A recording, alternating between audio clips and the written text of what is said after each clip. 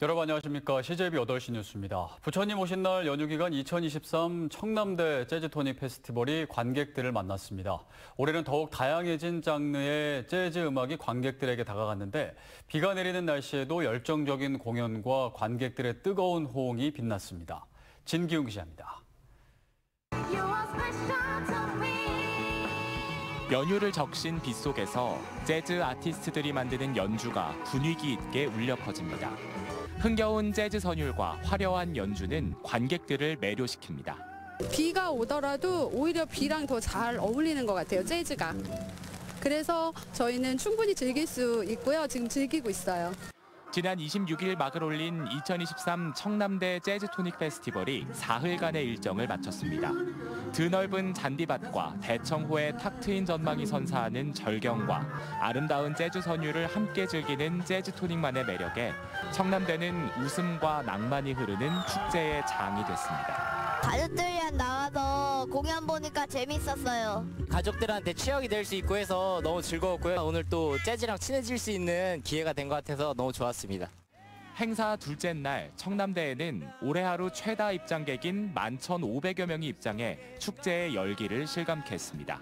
예년에 비해서 굉장히 많은 관객이 몰리고 그 열기가 높았다고 생각하고 여기에 머무르지 말고 더 발전시키고 더 많은 국민들이 즐길 수 있는 전국적인 또 세계적인 페스티벌이 될 수 있도록. 올해에는 정통 재즈 음악부터 락과 발라드를 접목한 재즈까지 다양한 장르의 공연이 마련돼 관객들이 재즈에 쉽고 재밌게 다가갈 수 있도록 구성됐습니다. 국내 대표 재즈 보컬리스트 웅산을 비롯한 재즈 뮤지션들과 김종서와 이은미, 바다 등 아티스트 30팀의 무대가 어우러져 풍성한 공연을 선사했습니다. 누구라도 보면 이분이 어느 정도의 내공과 음악성이 있다라는 걸 느낄 수 있는 뮤지션들을 섭외한 것 자체가 큰 어떤 실험이었다고 생각하고요. 관객분들의 음악 수준이 너무 높기 때문에 국악을 재즈로 하거나 클래식 곡을 재즈로 하거나 탱고 곡을 재즈로 하거나 이제 여러 가지 재즈가 줄 수 있는 아주 다양한 바리에이션을 여러분들에게 느낄 수 있도록. 국내 대표 재즈 축제로 자리매김한 청남대 재즈토닉 페스티벌은 내년에도 관객들을 찾아옵니다. CJB 진기훈입니다. 지난해 여름 폭우에 어미를 잃은 새끼 수달이 한 시민에 의해 구조됐는데요. 당시 무게가 1kg도 안 됐던 새끼 수달은 전문기관의 보살핌과 훈련을 거치며 무럭무럭 자라나 자연으로 되돌아갔습니다. 이태영 기자입니다. 지난해 여름 폭우로 범람위기까지 갔던 청주 무심천변에서 어미를 잃은 새끼 수달 한 마리가 시민에 의해 발견됐습니다. 당시 태어난 지 석 달 정도였던 새끼 수달의 몸무게는 790g. 어떤 주민이 수달을 발견하고 자기 집으로 데려갔다가 또 어떤 방법이 없으니까 다시 무심천으로 갖다 놓은 거예요. 이건 위험하다 싶어서 제가 계속 관찰을 했던 거죠. 혼자서 살아남을 수 없었던 새끼 수달은 충북 야생동물센터로 보내져 야생 적응 훈련을 받아왔습니다. 센터 안에 물 웅덩이를 만들어줘 수달이 야생에서 은신처를 만드는 법을 습득하도록 했습니다. 제대로 헤엄조차 치지 못했던 수달은 시간이 흐를수록 자신만의 영역을 만들며 미꾸라지나 메기와 같은 물고기들을 잡는 방법도 익혀갔습니다. 천에서 쉽게 볼 수 있는 애들을 살아있는 상태로 계류장 내에 넣어줘가지고 얘네가 잘 사냥해서 먹을 수 있는 능력을 좀 키워줬습니다. 그렇게 훈련을 거친 지 9개월, 4.7kg까지 성장한 수달은 청주 미원면 하천에 방사됐습니다. 주변 CCTV에 잡힌 영상을 보면 처음에는 주변 환경을 낯설어 하다가 반나절이 지나자 헤엄을 치면서 자연으로 돌아갔습니다. 처음 야생으로 나오는 거라 아마도 냄새도 굉장히 독특했을 것이고 환경도 너무 낯설었을 것이기 때문에 일단 경계심이 좀 많은 모습을 볼 수가 있었고 은신처가 아주 안전하다고 판단하진 않아서 좀 더 나은 보금자리를 찾아서 떠난 것 같습니다. CJB 이태현입니다. 2주 전 어려운 환경 속에서도 꿋꿋하게 가정을 이끌어가는 단양군 효부 김명희 씨에 대한 소식 전해드렸는데요. 보도 이후 김명희 씨 가족을 돕기 위한 나눔의 손길이 잇따르고 있습니다. 박원 기자가 취재했습니다. 90이 넘은 시어머니와 11년 전 시각을 잃은 남편, 발달장애 아들, 눈 질환을 가진 딸을 위해 헌신한 정성을 인정받아 효부상을 수상한 김명희 씨. 가정 형편이 넉넉하지 않다는 소식이 주변에 알려지면서 지역사회에서 온정의 손길이 이어지고 있습니다. 3년 전 단양 국민대상을 받은 이웃주민 최순아 씨는 동네에서 함께 여성단체 활동을 해왔지만 김명희 씨가 가정사에 대해 한 번도 언급한 적이 없어 이런 사실을 뒤늦게 알게 됐습니다. 수상 당시 지인들이 줬던 축하금을 모아뒀는데 이번에 마음을 전했습니다.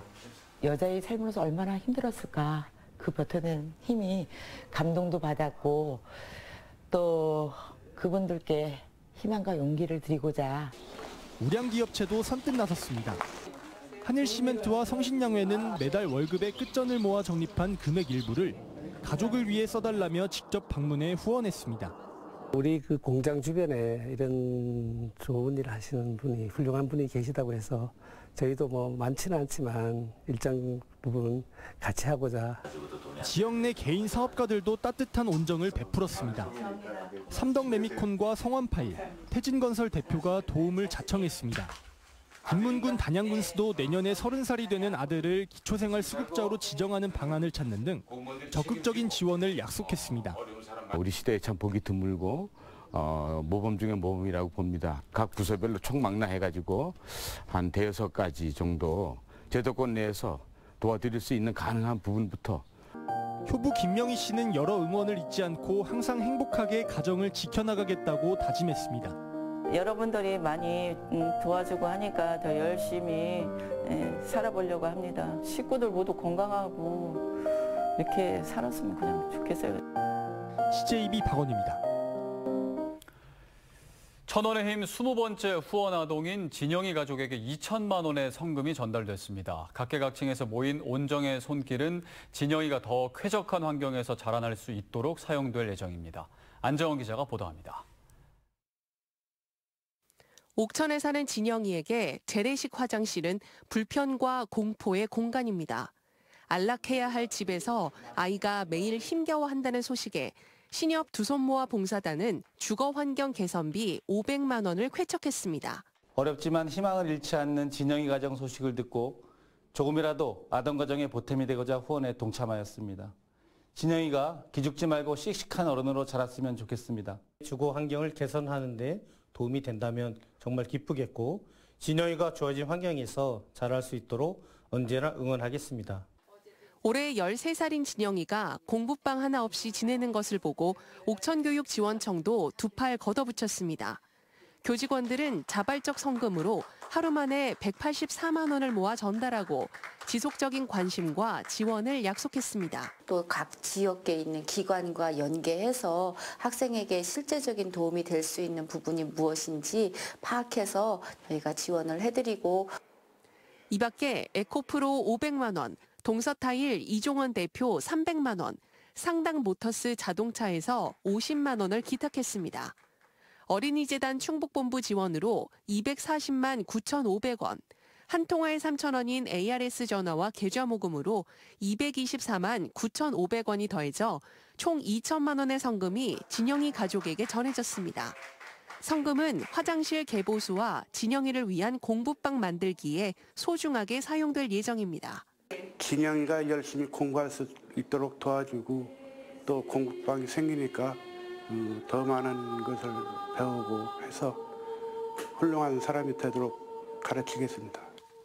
CJB 천원의 힘 희망 캠페인은 초록우산 어린이재단과 함께 앞으로도 우리 지역 아동들의 건강한 성장과 행복을 위해 앞장서겠습니다.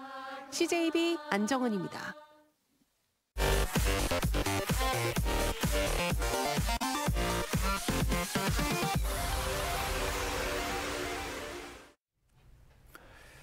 충주에서 과수 화상병이 3건 추가 발생해 도내 발생 건수가 23건으로 늘었습니다. 충청북도는 지난 27일 충주시 동량면 2곳과 알림동 1곳 등 과수농가 3곳에서 과수 화상병 감염이 확인됐다고 밝혔습니다. 이로써 지난 9일 올해 첫 과수 화상병이 발생한 이후 도내 누적 발생은 충주 19건과 제천 3건, 진천 1건 등 모두 23건으로 늘었고 피해 면적은 5.8헥타르입니다. 어제 하루 도내 코로나19 확진자가 220명 추가 발생했습니다. 하루 전인 27일보다는 214명 적고 일주일 전과 비교하면 37명 줄어든 것으로 지역별로는 청주 129명과 충주 27명, 진천 18명 등입니다. 확진자 1명이 몇 명을 감염시키는지를 나타내는 감염 재생산 지수는 0.94로 유행 감소세를 보이고 있습니다. 한편 내일부터 충청북도는 코로나19 백신 기초 접종을 단가 백신 2회 접종에서 2가 백신 1회 접종으로 축소합니다. 이에 따라 아직 기초 접종을 하지 않았거나 1차 접종 후 2차 접종을 하지 않은 5세 이상은 2가 백신 1회 접종으로 기초 접종을 완료할 수 있고 아직 2가 백신이 도입되지 않은 5세에서 11세는 백신 도입 즉시 해당 기준이 적용됩니다. 현재 도내 5세 이상 기초 접종 미완료자는 약 14만여 명입니다. 증평군이 오는 7월부터 점심시간인 낮 12시부터 오후 1시까지 업무를 중단하는 점심시간 휴무제를 모든 부서에서 시행합니다. 직원 휴식시간 보장과 업무 효율을 높이기 위한 것으로 군은 점심시간에도 이용 가능한 정부 24 민원 발급 제도와 무인 민원 발급기 활용 방법 등을 홍보할 방침입니다. 도내에서는 제천과 단양, 괴산, 보은, 옥천, 영동 등 6개 시군에서 점심시간 휴무제를 시행하고 있습니다. 오늘 오전 8시 40분쯤 단양군 적선면 중앙고속도로 춘천 방향 북단양 나들목 인근에서 5톤 화물차가 빗길에 미끄러져 가드레일을 들이받은 뒤 넘어지는 사고가 발생했습니다. 인명피해는 없었지만 화물차에 실려있던 골재가 도로로 쏟아졌고 뒤따르던 SUV 차량이 화물차를 피하려다 또 다른 승용차와 충돌하면서 도로가 통제돼 1시간 정도 정체가 빚어졌습니다. 청주지방법원은 라이브 카페에서 손님을 폭행한 57살 A씨에게 징역 1년 2개월을 선고했습니다. A씨는 지난해 9월 청주의 한 라이브 카페에서 손님 B씨에게 양주병을 휘두르고 주먹으로 폭행한 혐의 등으로 재판에 넘겨졌습니다. 재판부는 A씨가 누범 기간 중 동종 범죄를 저질렀고 폭행, 음주, 무면허 운전 등 30회 이상 형사처벌을 받은 전력이 있는 점, 피해자가 용서받지 못한 점 등을 판결 이유로 설명했습니다. CJB 8시 뉴스를 모두 마칩니다. 고맙습니다.